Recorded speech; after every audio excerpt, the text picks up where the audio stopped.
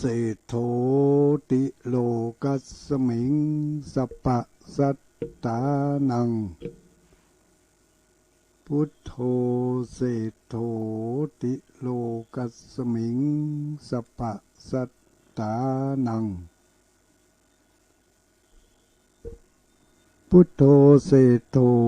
ติโลกัสสมิงสัพพสัตตานัง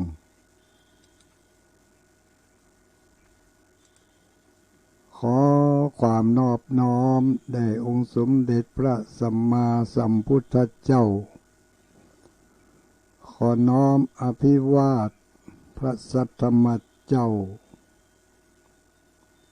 ขอน้อมนมัสการพระอริยสงฆ์เจ้าขอถวายความเคารพท่านเจ้าคณะพระสังฆาธิการท่านครูบาอาจารย์พระสงฆ์องค์สังฆเจ้าทุกรูปทุกตนทุกองค์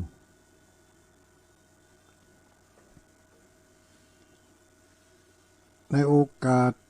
ต่อไปนี้ก็ขอเจริญสุขเจริญพรสวัสดียามค่ำยามคืนมายัง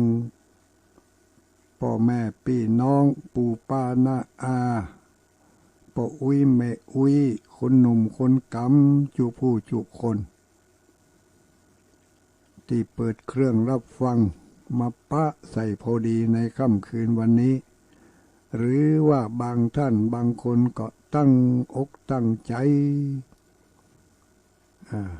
รอเวลา8 โมงมาถึงเมื่อใดกันถึงวันจันทร์มาก็จะได้ยินตุลุงดอยแล้วกันถึงวันติดก็จะได้ยินตุลุงตัวนั่นแล้วถึงวันเสาร์จะได้ยินตุเจ้าตัวนั่นแล้วก็ฟังกันไปเป็นต้นเป็นองค์เป็นองค์ไปเรื่อยๆก็ตามวันเวลาของภัยของมันที่พระสงฆ์องค์สังฆเจ้าได้แบ่งคิวแบ่งเวลากันมาช่วยกันเป็นกำลังอกกำลังใจให้ศรัทธาญาติโยมที่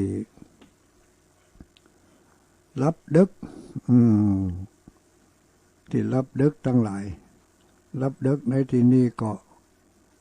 ก็ตั้งแต่เวลาเนี้ยเป็นต้นไปบางคนนี่เขานอนแล้วลูก7 โมงป่ายนี่นอนแล้วนะปุ่นไปตื่นเอาตี 2ตี 3ก็นั่นก็ควาดเคดแล้วเนอะมารับมานอนยังไกลจะใครเนี่ยเรื่องแต่กับบางคนก็ไปคุยนั่นคุยนี่คุบขับอุ้ยเนี่ยยังนอนบ่หลับอุ้ยนอนบ่หลับกำไปรับเนาะหางรับตั้งแต่เจ้าเนี่ยรับตั้งแต่หัวค่ำให้แล้วสู้หมู่เฮาตั้งหลายบ่ได้นี่เฮารับกันปุ่นหลัง10 โมงมุ่น10 โมงเมื่อคืนจบรายการทุเจ้าแล้วก็นั่นก็เข้าที่นอนแล้วลูกเนาะเข้าที่นอนละ เขาที่นอนแล้วก็บาดเจ็บรับง่ายๆเถอะเนอะบางพ่องก็ยังพัดพัดว่าอยู่ขนาด10 โมงแล้วนะยังไม่ยอมรับเถอะก็มีก็ยังมันรับยากแต่ว่าน้อยนะก็บอกเป็นยังนอนไปได้ถ้านอนไปอันนี้อู้ถึงว่าฟังรายการจบแล้วนะถ้ารายการประจบไปฟังรับเถอะถ้ารับเหตุก่อนนะบ่ได้ฟังของดีๆสักกะหมอเพิ่นยังมาหมอหาได้บ่ฮับก็บ่ดีก็จะหาว่าโทรศัพท์เสียงริมดีหมู่เนื้อเจริญพรตุ้ลงซิงเด็กอะแม่นแล้วทำอะไรหรือตุ้ลงจะเลยมันแต่จันแล้วตุ้ลงย่ำจะเอาไปไหนมันขัดข้องทางเทคนิคเพิ่นได้แจ้งให้ทราบแล้วโลเนาะโอ้ยติดฟังไม่เป็นไรเนอะฟังต่อไปฟังทุกจันฟังต่อไปฟังต่อไปอนุโมโมทนามันจะนี่กันเนาะถ้าบ่ปิดให้จะไม่ได้เรื่องเนาะต้องปิดให้ด้วยแต่ปิดก็ไม่ได้เขาฟังเรื่องของเขาอยู่ฟังตั้งสถานีปุ่นตั้งแต่เพิ่งก็ออกมาหูเนาะจะปิดเนื้อกับสถานีดับหูเรื่องธรรมะปิดเนื้อก็โทรมาไม่ใช่เวลาให้โทรธรรมะไปฟังโทรด้วยนะเย็นบึดถ้ามีเรื่องอย่างร่างที่ถามก็ถามบึดเอาเดี๋ยวนี้ไปฟังถามเถอะนอกจากว่าสถานีมันไม่ได้ยินเนาะถ้ามันไม่ได้ยินมันก็จะไม่ได้เป็นมันก็มาเป็นแต่ทุลุงนะทุลุงก็ฟังสถานีอยู่จะลองฟังพอเป็น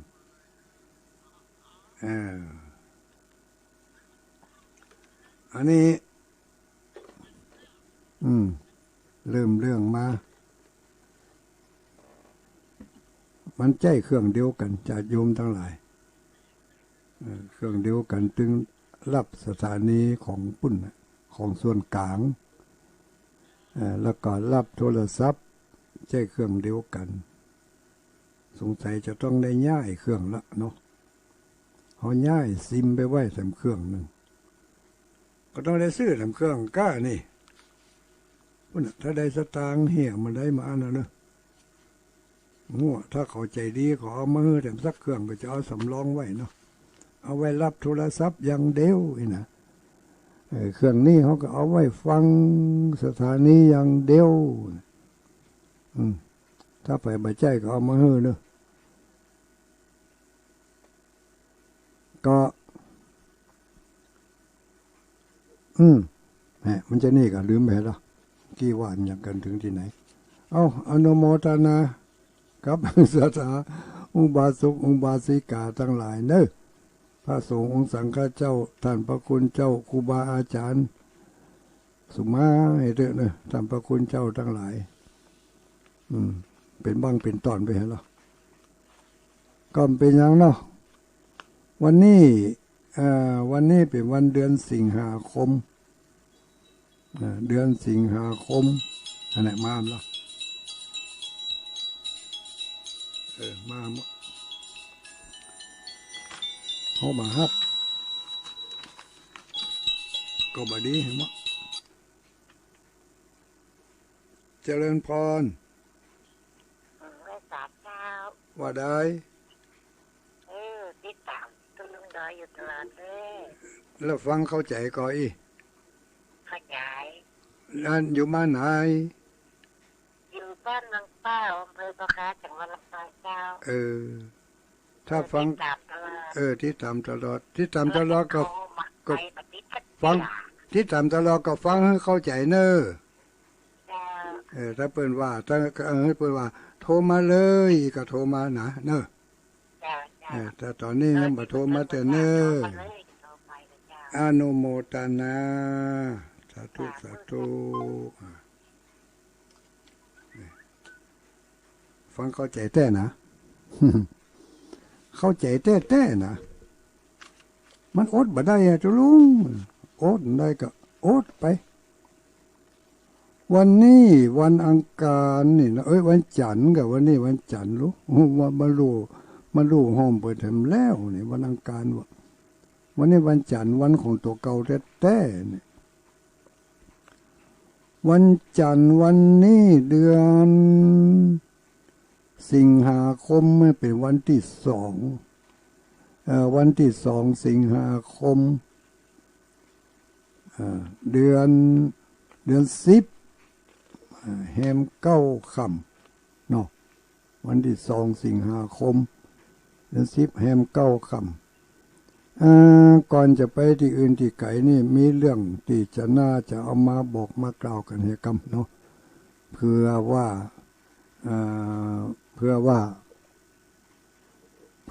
บางผู้บางคนกำลังมาได้ยินได้ฟังบางคนก็ขับรถไปเปิดปะใส่พอดีนะก็จะได้อนุโมทนาบุญไปด้วยกันจะได้อนุโมทนาบุญไปด้วยกันก็โดยเฉพาะอย่างยิ่งวันนี้วันที่2เดือนสิงหาคมนี่วันนี้กิจกรรมงานบุญพิเศษที่ทางคณะพระสงฆ์องค์สังฆเจ้าได้ร่วมกันจัดกิจกรรมงานบุญพิเศษก็คืองานไปช่วยกันจัดกิจกรรมที่ดอยนางแก้วดอยนางแก้ว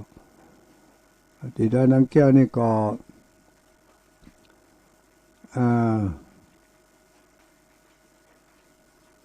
มีงานเปิ่นแปลงศาลาญาติโยมทั้งหลายแปลงศาลานี่ก็เป็นที่ประดิษฐานพระพุทธรูปเจ้าสีสองเมืองหมู่เฮาทั้งหลายก็มีหลายคนละที่ฮู้กันเนาะมีหลายผู้หลายคนก็ฮู้กันมาโดยตลอดว่ากิจกรรมที่ดอยนางแก้วนั่นเป็นจัดกิจกรรมมายังปล่ำปะเรือ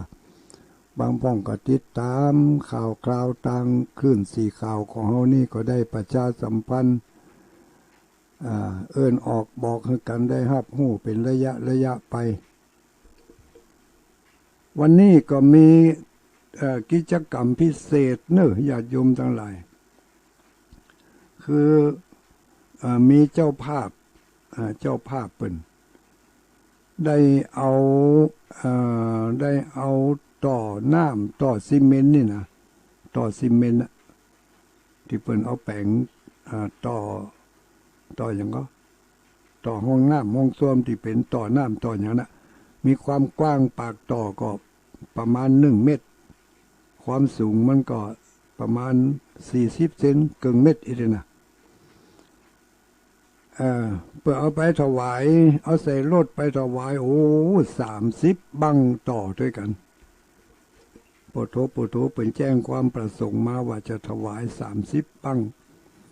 พร้อมกันนั้นก็ยังแจ้งความประสงค์ถวายดินกีแถม2,000 ก้อนเพื่อก็เอามาให้รถเอามาถอกกล่องไว้ที่หุ่นตางที่จะขึ้นไปพระเจ้าสีสองเมืองต่อซีเมนต์ก็เอาวางไว้หั่น30 บังแต่ว่าวันซื้อนี่ก็พอดีไปร่วมกันทำงานเพียวหันเพียวนี่แปลงหันแปลงนี่ท่านพระครูชลทานพิทักษ์เนาะพระครูชลทานพิทักษ์เจ้าอาวาสวัดแม่หงไข่เพิ่งก็ไปได้ใกล้ถึงวันไปยื้อไปใจไปข้อเสนอแนะอย่างต่างๆที่หั่นที่นี่แล้วพอดีว่ามีโยมเป็นมีความประสงค์จะถวายต่อกับถวายดินกีบางพ่องก็จะถวายปูนซีเมนต์ก็มาคือใจหาว่าเขาจะเป็นญาติจะได้เอาต่อขึ้นมานี่30 บังก่อนบ่ใจน้อยๆเนาะ แต่พอดีเพิ่นก็มาคือใจได้ว่าเพิ่นพอที่จะมีกำลังมดแดงอยู่กำลังมดแดงกำลังมดแดงก็คือกำลังสามเณรน่ะนะสามเณรพอที่จะทำงานทำการได้เพิ่นก็ติดต่อไปผู้ที่เป็นเจ้าอาวาสวัดต่างๆเนอะในอำเภอดอยสะเก็ดที่เพิ่นมีสามเณรอยู่ในการปกครองเนาะเป็นเณรสามเณรนักเรียนนักศึกษานี่กะว่าใครขอกำลังสามเณรไปช่วยสักวันที่จริงวันก่อนนั่นก็มาช่วยคำหนึ่งละชุดหนึ่งละเตื้อหนึ่งละวันก่อนปุ่มก็มาช่วยตลอดแต่ว่าวันนี้นี่งานมันนักอีกงานหามต่อซีเมนต์จะเอาขึ้นดอยเนาะเข้าก็น่าก็ท่านพระพระคุณเจ้าทั้งหลายก็อนุมัติท่านพระคุณเจ้าวัดแม่หงไข่ท่านพระครูจุลทานพิทักษ์นำทีมเอาทุเจ้ามาตัวเหตุตนเนาะเอาสมณเณรมาตัวแล้วก็ท่านพระคุณเจ้าวัดม่วงโตนวัดม่วงโตนอันนี้ก็อำเภอดอยสะเก็ดม่วงโตนนี่ตำบลอยู่นี่ตำบลแม่ปุงให้เงินก็ตำบลแม่ปุงก็ม่วงโตนถ้าจะตำบลปุ่นเนาะตำบลอย่างกระจ่างนะวัดม่วงโตนก็แล้วกันเนาะพี่น้องชาวอำเภอดอยสะเก็ดฮู้จักวัดม่วงโตนบอกว่าผมจะเอาเน้นไปช่วย5 ตนนี่โล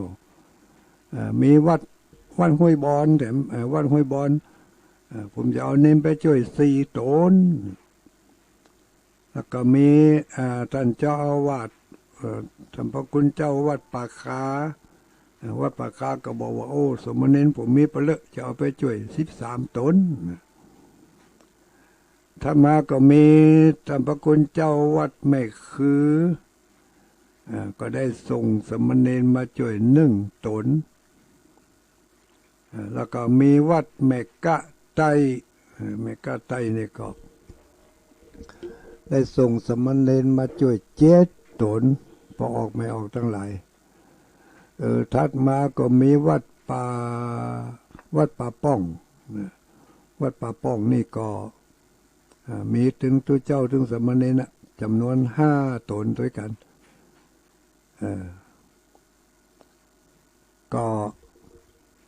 มีท่านพระคุณเจ้าท่านพระครูอภิวัฒนาวิกรมวัดปากตางเจริญนี่ก็มา2 ตนถึงท่านพระคุณเจ้าตัวนะโอ้วันนี้ก็พอในหูกอย่างกับมดส้มที่มันหามอย่างขึ้นต้นไม้เนี่ยโอ้เข้าท่าเดียวเฮ้ยต่อ13 แกนต่อ30 แกนน่ะใช้เวลาถ้าจะมาถึงชั่วโมงเสียงงดพอดีมีประธานสภาวัฒนธรรมกันเนาะประธานเครือข่ายมีลุงหนาบุญนาคจอมธรรมนี่ก็ได้จวนห้องเชิญชวนเอาหมู่ครูบาอาจารย์และก็นักเรียนจากเทคนิคเวียงป่าเป้าอันนี้ก็เอาขึ้นไปช่วยกันก็หลายผู้หลายคนอยู่เนอะอันนี้วันนี้นะเพราะก่อนนั้นก็มีท่านพระคุณเจ้าวัดห้องกูแต่1 ตนรูปวัดเปมาราม1 ตนรูปวัดสันกูทอง1 ตนรูปวัดบันร่อง1 ตนรูปวัดม่อนจอมพอ3 ตนรูปวัดป่างิ้วแถมกี่ ตนหลาย ตนอยู่ก้านี่เนาะแล้วท่านพระคุณเจ้าและสามเณรทั้งหมดทั้งมวลที่ได้ประกาศชื่อวัดชื่อวามานี่ในนามของคณะพระสงฆ์อำเภอเวียงป่าเป้าในนามของท่านเจ้าคณะอำเภอทั้ง2 อำเภอก็คือท่านเจ้าคณะอำเภอดอยสะเก็ด พระเดชพระคุณท่านเจ้าคณะอำเภอดอยสะเก็ดพระเดชพระคุณท่านเจ้าคณะอำเภอเวียงป่าเป้าในฐานะเป็นประธานสงฆ์อธิบดีสงฆ์ในอำเภอนี้นะถึง2 อำเภอนี้ขออนุโมทนาเนอท่านพระคุณเจ้าและก็สามเณรทุกรูปทุกตนทุกองค์ที่ได้สละแรงกายแรงใจกันไปในวันนี้ไปบ่ปอห่อเข้าไปตัวนะห่อเข้าห่อน้ำไปตัวเอาไปดื่มไปฉันกันทั้งบนบุญอันนี้ก็เป็นที่น่าชื่นอกชื่นใจหันแล้วก็ปื้ออกปื้อใจเป็นอย่างยิ่งอันนี้วันนี้ตะวันวานที่ผ่านมานี่เนาะตะวาที่ผ่านมานี่ตะวานี่มันเป็นวันพระวันศีลวันพระวันศีลทางพระสงฆ์องค์เจ้าเขาก็มีโอกาสได้ไปกันบรรนักบรรลายเท่าใดก็มีธรรมครูจุลทานพิทักษ์กันละเป็นเก้าเป็นกันได้นำเอาอุบาสกอุบาสิกาชื่อว่าหน่วยงานมาอย่างนั้นไปกันตะวานี่นักกันขนาดนักตะวานี่ไปกันนักกันหลายมีหน่วยงานต่างๆก็ลุงหนานนาคจอมทำมันเป็นเก้าเป็นกันได้นำเอาศรัทธาญาติโยมไปกันท่านพระคุณเจ้าวัดอันนี้ผู้ช่วยเจ้าอาวาสวัดไม่คือตำบลไม่คืออำเภอดอยสะเก็ดและญาติธรรมนำเอาก้อนอิฐมอน 2,000 ก้อนต่อซีเมนต์กว้าง1 เมตรสูง40 เซนมาถวาย30 ต่อพร้อมด้วยจตุปัจจัยแถม400 บาทพร้อมกันนั่นก็ได้ประวารณาตัวไว้ว่ามีอย่างแจ้งมาเนออนุโมทนาขอบคุณครับท่านพระคุณเจ้าท่านพระพานุวัตรติสโรเนาะพร้อมกันนั้นก็มีชมรมนักเรียนโรงเรียนแม่เจดีย์วิทยาคมที่ทวานี่นะโรงเรียนแม่เจดีย์วิทยาคมชมรมปกำนันผู้ใหญ่บ้านสารวัตรแล้วก็แพทย์ผู้ช่วยตำบลแม่เจดีย์ไม่ใช่ดีใหม่มาช่วยกันขนหินขนทรายขนก้อนอิฐขนปูนซีเมนต์ขึ้นไปบนดอยม่อนพระเจ้า4 เมืองเป็นที่สนุกสนานกันได้บุญกันอย่างมากกว้างเหลือหลายทำไปทำมาได้สะบึดสะกำฝนตกลงมาโปรดโทหลังคาเหมือนจะหักอันหลังคาได้บ่หักแต่ลิ้นหักลิ้นที่แปลงใบนั้นหักเลยเพราะว่าน้ำฝนตกหนักลงไปตั้งแต่แปลงลิ้นมาก็หามาตกตะวาเนี่ยมาตกเอาวันซื้นเนี่ยวันซื้นมันตกมากำหรอกมาลองลิ้นใหม่ไม่ได้แปลงแล้วไม่ได้มีน้ำฝนซักหากำเถื่อก็มาตกเอาวันซื้นนี้ขออนุโมทนากับศรัทธาญาติโยมเนอทุกผู้ทุกคน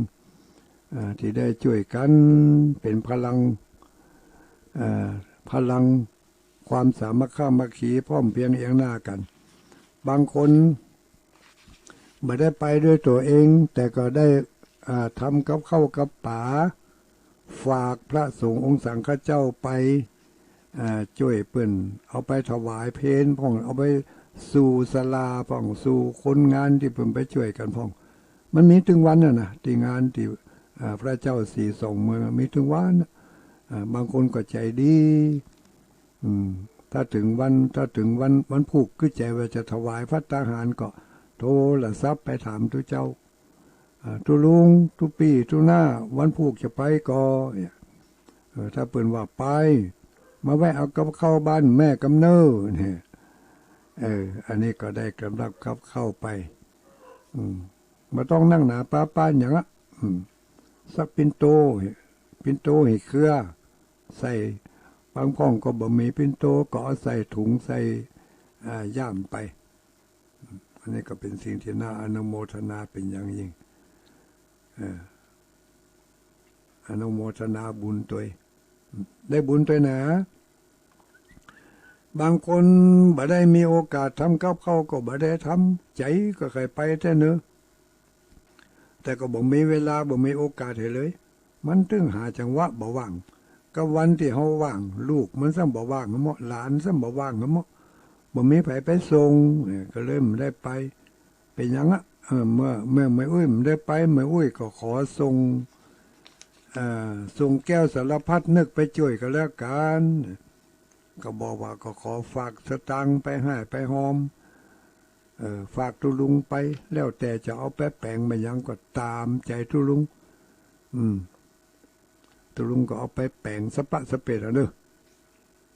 อันนี้อ่านรวดให้เลยเนาะบึดเดี๋ยวเป็นบ้างเป็นตอนทั้งหมดผู้ที่ฝากจตุปัจจัยมามีแม่แก้วลุนแก้วดีอันนี้ร่วมผ้าป่าสีสองเมือง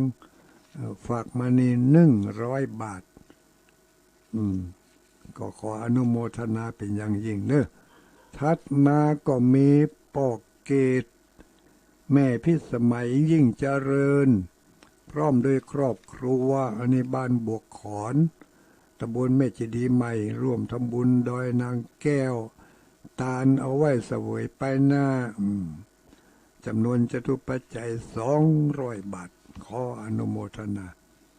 ถัดมาก็มีแม่แรงต้อนรับอันนี้ถวายกาน้ำกับไฟทุลุงดอยนิ่มเปาะกันเนอะคนละอันละ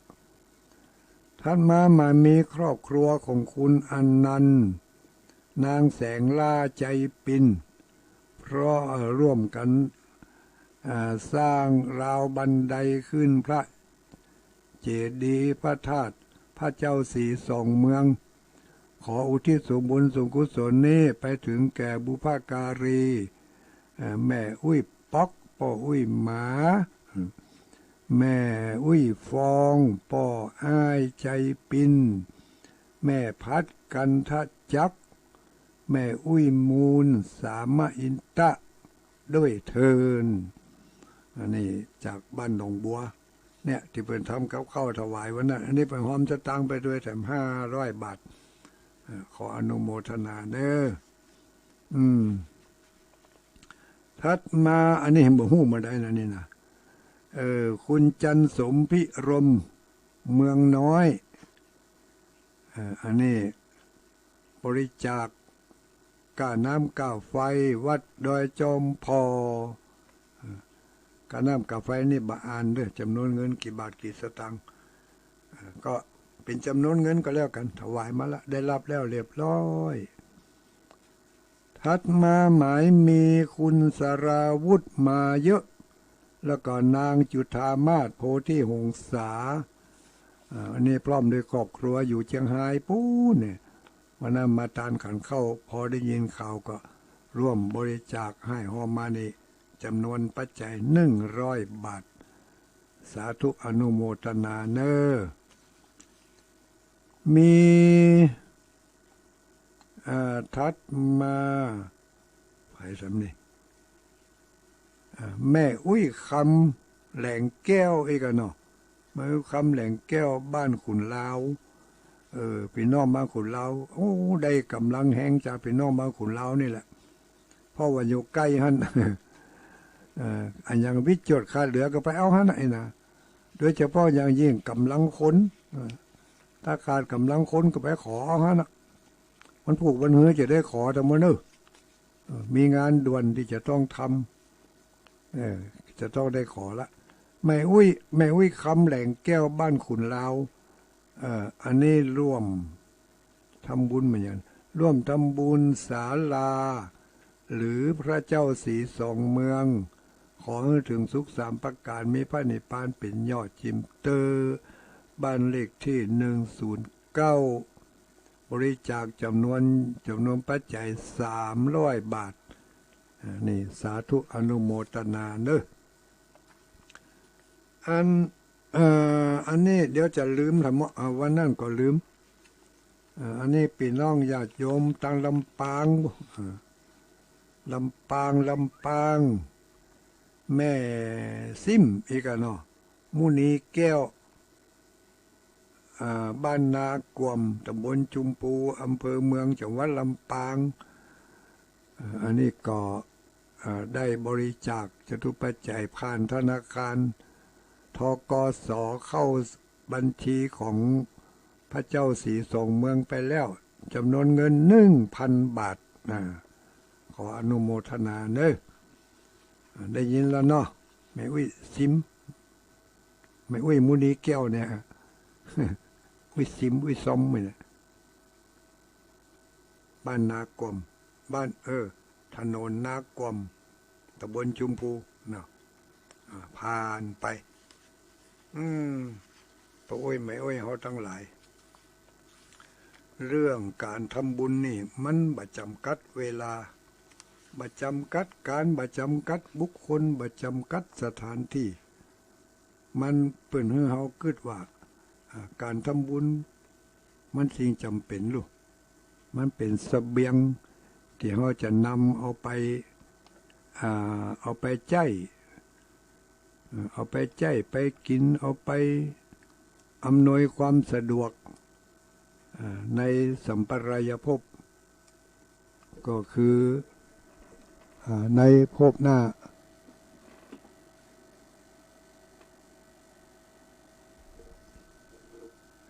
ในภพหน้าจาดหน้าถ้ามันหันไก่ลงไปก็เอาจาดหน้าปัจจุบันนี่จาดหน้าก็คือวันผูกวันหื้อนี่แหละจาดหน้าใกล้ๆเนี่ยมันต้องไปเอาจาดหน้าไก่มันนานได้หันนะเนาะจาดหน้าใกล้ๆนี่จะได้จาดหน้าใกล้ๆเนี่ยก็คือวันผูกวันหื้อนี่เขาทำบุญบ่เดียวนี้พอถึงแห่งสักบึดสักเมื่อเขากับม่วนอกม่วนใจละบางคนม่วนใจตั้งแต่เมื่อก่อนจะทำหู้ว่าเปิ่นจะทำงานทำการเปิ่นจะทำสิ่งที่เป็นสาธารณประโยชน์ที่ไหนใจมันถึงขะตอกขะตอนไข่ไปเนี่ยไข่ไปทำไข่ไปจ่วยเปิ่นบางคนตัวไปบ่ได้ใจนี่ถึงอยู่ปุ่นจะหอมสตางค์ก็บ่ยังบ่เพียงพอบ่มีที่จะหอมเถื่อยกมือท่วมหัวเลยอุ้ยสาธุเปิ่นได้เนี่ยดีทำดีเปิ่นมีโอกาสเปิ่นมีเวลาเปิ่นมีจตุปัจจัยเป็นมือเครื่องอำนวยความสะดวกสำหรับตัวเฮานี่ไข่ไปไข่เนี่ยไข่ทำตึกบ่มีเวลาบ่มีเครื่องอำนวยความสะดวกที่จะไปได้จะหอมสตางค์ก็บ่มีหอมจะหอมกับข้าวกับน้ำก็บ่มีไผช่วยเนี่ยช่วยทำถึงมื้อถึงวันนี่ยังกินกับข้าวแฮมซ้ำนี่นะเมื่อกึดใจได้อย่างก็ลองกึดมองในมุมปิกจะลอกมองย้อนหลังพอที่เขาเป็นอย่างเพราะว่าในอดีตนั่นเขาบ่เคยอำนวยความสะดวกให้แก่ไผหันเป็นเนี่ยเป็นทำเป็นสร้างคุณงามความดีบ่ยินดีกับเปิ่นปลายบ่ปอบืนปากใส่เปิ่นเชี่ย มันอวดดีกะมันอวดมั่งอวดมีกะมันทำบุญอย่างอันมันไข่ให้เปิ่นอวดมันนะกะเนี่ยเพราะตัวนี้เองมากีดกันเฮาจึงทำเมื่อเฮาบ่มีกินบ่มีใจในปัจจุบันนี้บางทีก็มีอยู่มีกินมีใจแต่บ่มีเพียงพอที่จะไปช่วยเหลือผู้อื่นคนอื่นสัตว์อื่นได้มีกินได้ไปเป็นวันกุ้มกัดกินเหียกุ้มกัดไส้นี่ไส้สินเหีย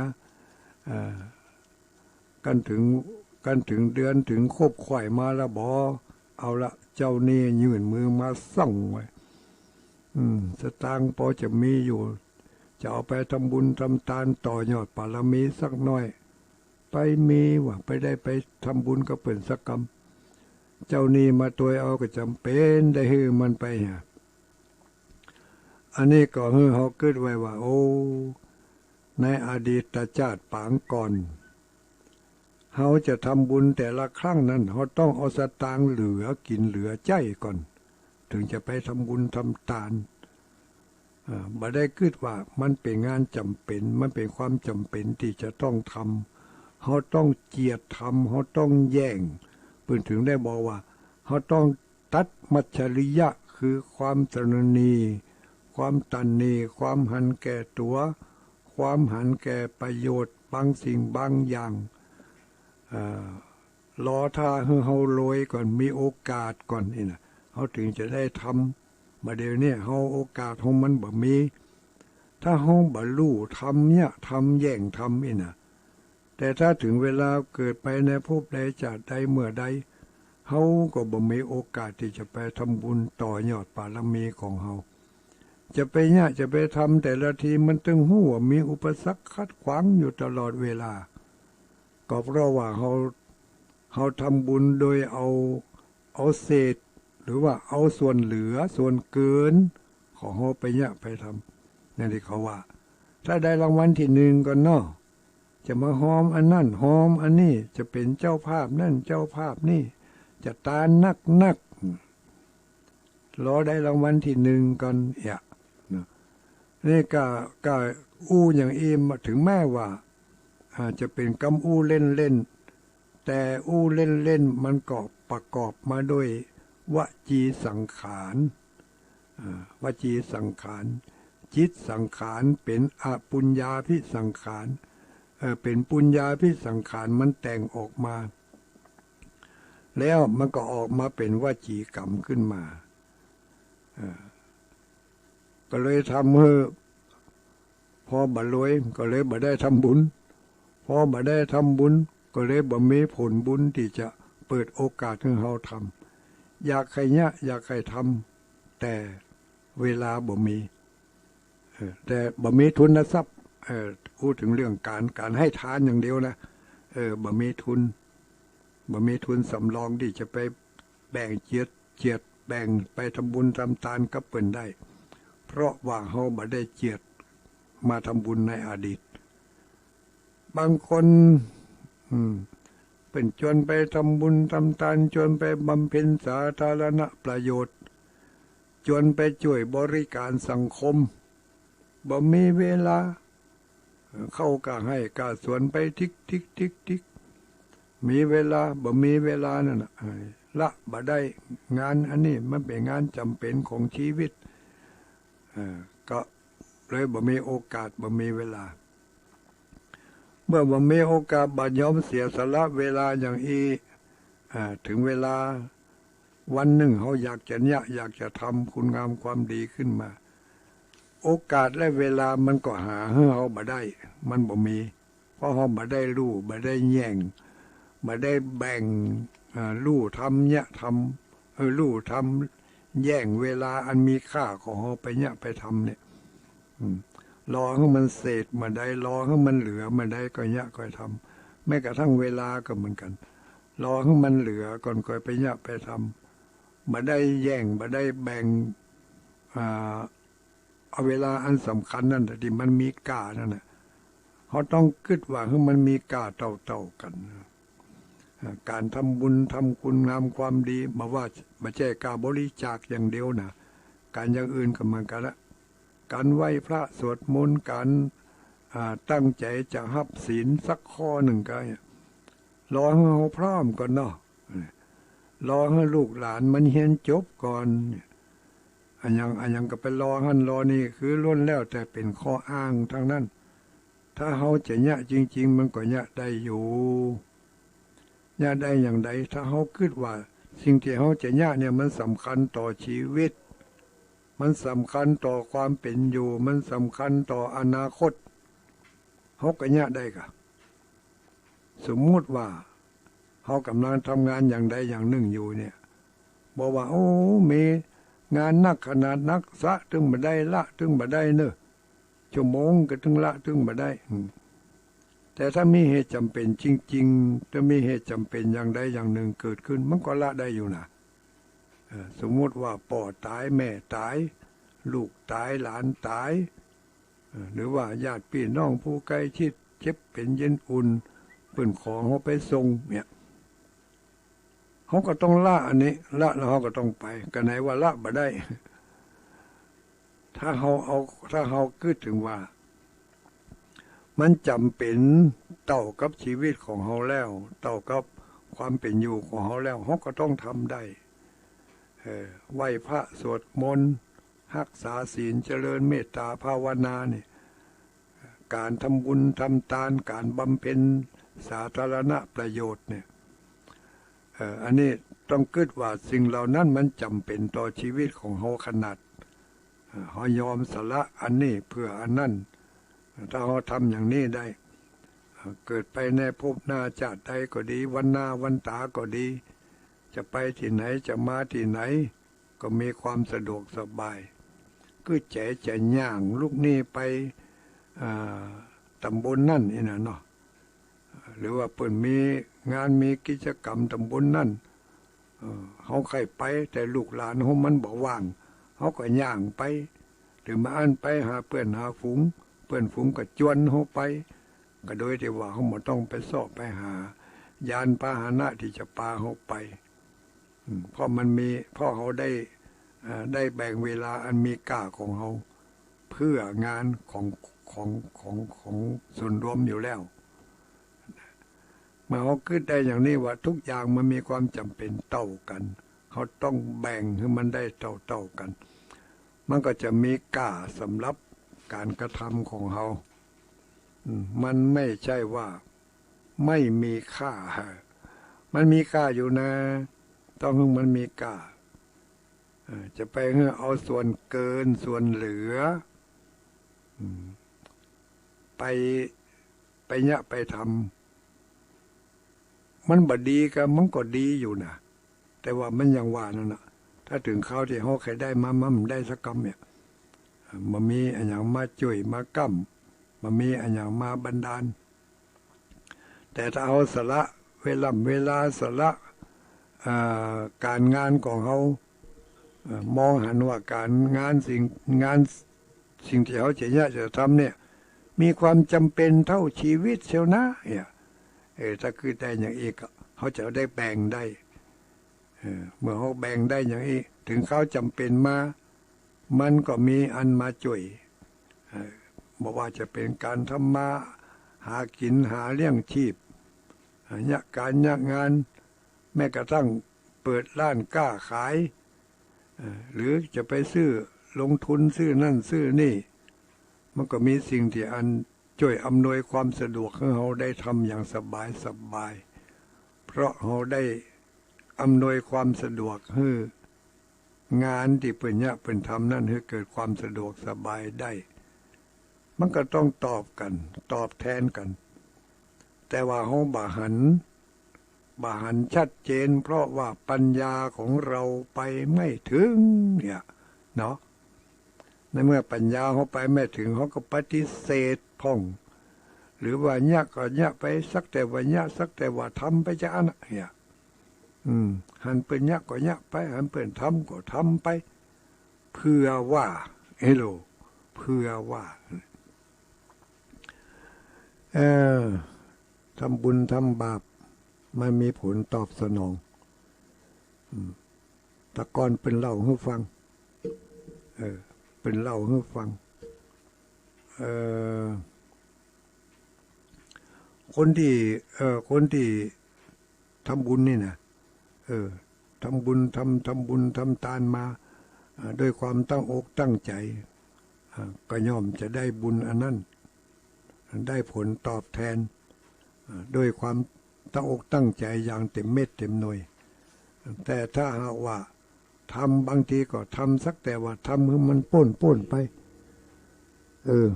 มันก็บ่ได้อย่างมันก็ได้อย่างที่ว่าสักแต่ว่าได้นั่นน่ะจะได้อาหารการกินก็สักแต่ว่าได้กินถึงบดีบล้ำไอ้นะกินหาความอร่อยบ่ได้ของใจก็ได้ของใจที่บ่ถูกอกบ่ถูกใจถึงแม้ว่าจะมีคนเอามาฮื้อเขาบ่ได้ซื้อบ่ได้แลก แต่ก็ได้ของที่บ่เปิงอกเปิงใจบ่เอาก็บ่ได้เปิ้นจำเป็นต้องเอาก็จำเป็นต้องใจเพราะฉะนั้นอันนี้ก็คือเขาทำด้วยความสักแต่ว่าทำให้มันผ่านป้นไปถ้าบางทีแล้วบุญที่เขาทำไว้แล้วมันบัดตันให้ผลในเวลานี้มันก็จะให้ผลในโอกาสต่อไปถ้ามันมีกำลังมีเจตนาอันแห่งแล้วก็เขาไปทำถูกที่ถูกทางถูกเวลาถูกกับบุคคลมันก็จะให้ผลได้ในปัจจุบันนี้แต่เขาหังใจห้อนนะเนาะใครใจห้อนไปทำแล้วก็ขอให้มันได้ประเดี๋ยวเนี่ยจาดหน้าจาดไหนมันต้องไปหวังมันอันนี้ก็เป็นวจีกรรมอย่างหนึ่งนะเป็นวจีกรรมแล้วมันไปตัดรอนคุณงามความดีของเขาที่เขาอุตสาห์ทำมาตั้งแต่ไหนแต่ใดแล้วมาหายหรือว่ามาอ่อนกำลังลงเพราะกรรมกืดของเขาบักกี่กรรมเนี่ยบางทีอาจจะเป็นกรรมเล่นอย่างที่ว่านะแต่มันก็เป็นวจีกรรมไปแล้วบุญเบิ้นเอาอย่างบ่ขอให้ได้กินได้อยู่เดี๋ยวนี้ก็เพราะกะที่ได้กินได้อยู่เดี๋ยวนี้ก็ย้อนบุญเก่านั่นแหละบ่เข้าใจที่เขาได้ทำเอาไว้มันมาอำนวยความสะดวกให้เขาเดี๋ยวนี้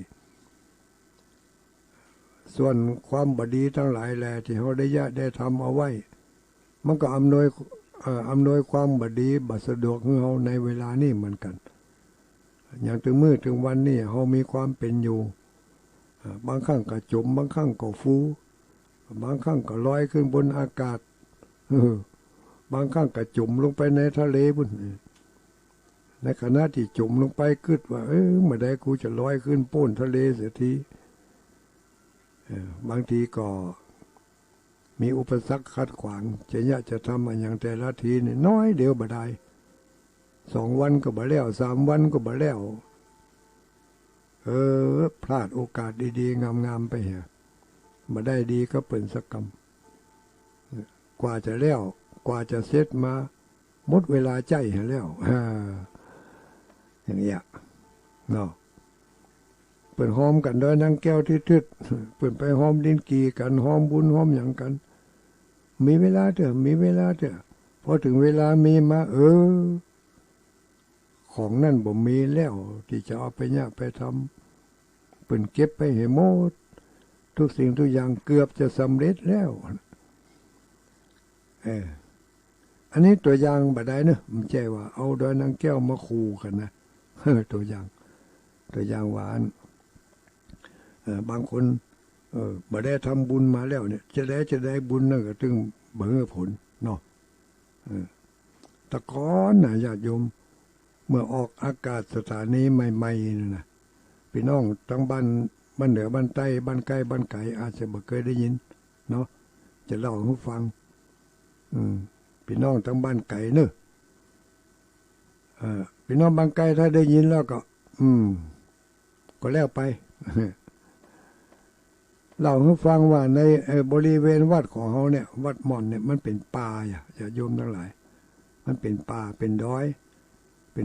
น้อยๆเนี่ยมาดอยบ่สูงก็แล้วก็ในบริเวณแวดวัดเนี่ยมันเป็นป่าไม้สิแล้วก็กำนี่บางทีก็เป็นป่าไม้ต้นใหญ่ๆป่าบงป่าซางอย่างแต่ก่อนนี่เมื่อวัดนี่ยังบ่เจริญนี่มันห่างไปช่วงหนึ่งมันห่างไปมีไผขึ้นมาอยู่มาพอมาก้อยปีไหนควบค่อยปีควบค่อยไหนเตื้อก็จะมีการมาเพียวมาทางเนี่ยเพียวแวดพระธาตุนี่เพียวพัดเสร็จเรียบร้อยแล้วก็มานั่งกันเพียวหมกปอนั่งได้นี่นะวันเดือน6เพ็งเนี่ยเพียวมาวัน14ค่ำเนี่ยพากันขึ้นมาเพียวมาอย่างเพียวพัดปอเป็นที่นั่งได้ก็พากันมานั่งไหว้พระสวดมนต์เจริญจิตตภาวนาฟังเทศน์ฟังธรรม เสร็จแล้วส่งน้ำพระธาตุส่งน้ำพระธาตุเสร็จแล้วก็ปีกไปก็นั่นก็ปีหน้าก็แหมกำมาเนอะก็มาก็แหมกำได้ยินครูบาอาจารย์บางตนบางองค์เปิ่นว่าเท่ามาเพียวขี้เยอะนี่นะต้นยาเมืองวายนี่เขาฟันต้นมันติดตีนดอยบนนั้นเนี่ยจักไปตะนงนี่ปุ่นปลายมันอยู่แม้พระธาตุปุ่นไหนแสดงว่าอุกนักแกเนี่ยก็จะขึ้นมาได้ใน ในช่วงเวลาอย่างนั้นมีปออกคนหนึ่งเป็นคนเลี้ยงควายเปิ่นมีควายดูแต่ก่อนในบ้านหนึ่งเปิ่นมีควายนักหลายเป็น10ปุ่นเปิ่นก็มาเลี้ยงควายถึงวันเน็บมีดมาตัวเอาไว้ฟันหันฟันนี่ไว้จักตอกว่างยังว่องมีดก็บางสำหรับเอาหมอกเอาไปตัวฟันปอกผลหมากหลักไม้ได้เนี่ยอีกอะเน็บมีดมาตัวเลี้ยงควายไปตัวห่อเข้าติดให้ลูกวันนั้นวันคำกันกินข้าวงายแล้วก็ไล่ควายออกบ้านมาถึงกับไปกินข้าวตอนนอนในป่าพุ่นเลี้ยงควายตัวคนควายไปถึงเวลาค่ำมาแรงมาควายก็จะปิกบ้านละมันหูเวลาค่ำมาแรงมามันก็ว่ายปิกบางตัวก็เข้าไปทางป่าโคป่าคุ้มพองบางตัวก็ออกไปทางกังตุงกังนาพุ่นพองมีควายปู้หันตัวมันเข้าไปในป่าโคติดตีนดอยนี่นะตีนดอยม่อนเนี่ยควายปู้ตัวนั้นมันไปอยู่ถึงตีปื้นก็ก็บงไม่ก็บงไม่บงป่าแล้วก็มีต้นไม้ใหญ่อยู่หันต้นหนึ่งออกกลางก็บงกันควายตัวนั้นมาไปจุกอยู่หันตั้งดังพื้เดี๋ยวก็เจ้าตีนแล้วก็ทำท่าอย่างกับมันไปหันอันอย่างสักอย่างหนึ่งเนี่ยตั้งดังฟืดอยู่ฮะนี่นะเขาเจ้าของหรือว่าลุงคนนั่งก็เขาจะห้องชื่อว่าลุงอย่างนี้ลุงดีเนาะถ้าไปตัดใส่ลุงดีของสุมาเนี่ยอันนี้เป็นเล่าให้ฟังนะลุงดีมันก็เลี้ยงควายพอตัวโกนควายมาหันควายได้ยินควายตัวนั้นตั้งดังฟื่อยู่ที่พื้นก็บงกันขับมาซุ่มลุ่มแล้วนี่มันจะได้ควายตัวนั้นมันอย่างหันอีกอะเข้าไปพอมันลูกเปิ่นเจ้ามูเปิ่นพอออกกลางตุงบนน่ะมันยังจกเจ้าแข่งหน้าแข่งหลังอยู่ปื้นก็บงหันฟืดอยู่พอเข้าไปใกล้เข้าควายตัวนั้นหันเจ้ามันเข้าไปหามันก็ไหว้พอหน้าเจ้ามันแล้วก็เหลียวไปพอสิ่งที่มันพอที่ปื้นก็ไม่ฮะน่ะแล้วมันก็ตั้งดังใส่ฟื่ลุงคนนั้นก็ขึ้นไปตัวพอไปพอมาไปหันใส่วัตถุอันหนึ่งจะว่านอก็บาดใจเนาะก็ยังมาปลายแหลมจิลิไว้จะว่านอก็บาดใจจะว่าต่อไม้ก็บาเชิงจะว่าบาหินก็ขมุกขมัวบาดใจก็เข้าไปพอใกล้ไปซ้ำพออย่ามาเย็นจิต